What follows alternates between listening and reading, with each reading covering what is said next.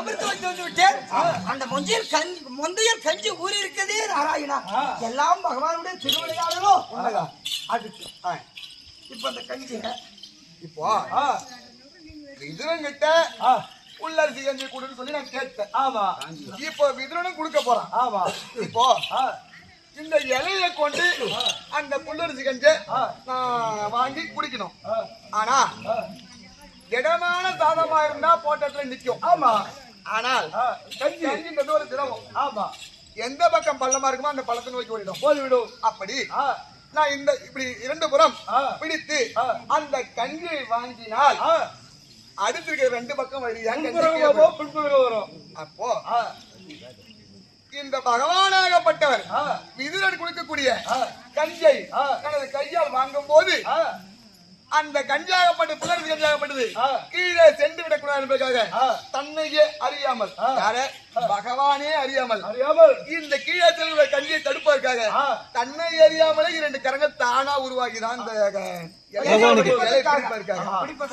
அதான் இப்போ நான்கு திசைக்கும் நான்கு கரங்கள் சென்று அந்த புல்லரிசி கஞ்சி கீழே செல்ல வண்ணம் பிடித்த அந்த உருவுக்கு பெயர் சதுர் பூஜை சேவை. சதுரம்னா நான்கு போறோம். ஆமா. சதுர் பூஜை சேவை. அப்போ இந்த மகானாகப்பட்டவர் வீரனோட மனையில சென்று சதுர் பூஜை சேவை குளிக்க போகிறார் என்பது தேவர்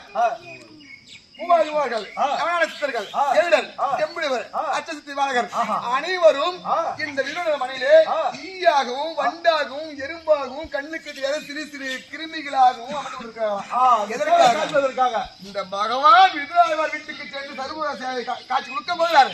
அதை நாம் பார்க்க வேண்டும் அப்படி இருந்திருக்காங்க. இவங்க அத்தனை பேரும் ஈயாகவும் வண்டாகவும் எறும்பாகவும் கண்ணுக்கு தெரியாத கிருமிகளாகவும் இந்த விருதாழ்வார் வீட்டிலே அமர்ந்து கொண்டிருக்கிறார்கள். இந்த நாடகத்திலே முக்கியமான விஷயம் இதுதான். பகவான் விதுரனுக்கு சதுர்புஜ சேவை எப்படி கொடுத்தார் அதுதான் சரியா. அப்படி தேவர்களே பார்க்கும் போது தேவர்களே எதிர்பார்க்கிறார்கள்.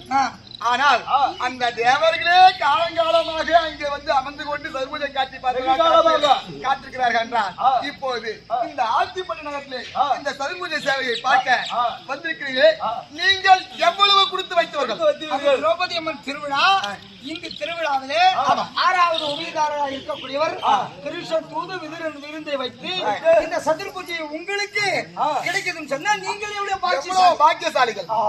தேவர்களே காத்திருந்தாங்க பகவானை சதுர் பூஜை காட்சி பார்க்கும்போது. ஆமா. இப்ப இதை நீங்க பாருங்க, நீங்க கொடுத்து வைத்தவர்கள் தான். இந்த கஞ்சி இலையில ஊற்றும் போது இரண்டு கரங்கள் தானாக வந்து அந்த கஞ்சியை பற்றி கொள்ளும். தேங்காய் உடிச்சு கல்புரி ஏற்றும் போது எல்லாரும் கோவிந்தா போடணும். அக்கத்தூர் கேட்கணும். ஒரு சேர எல்லாம் கோவிந்தானே உபயதாரர் இருப்பாங்க.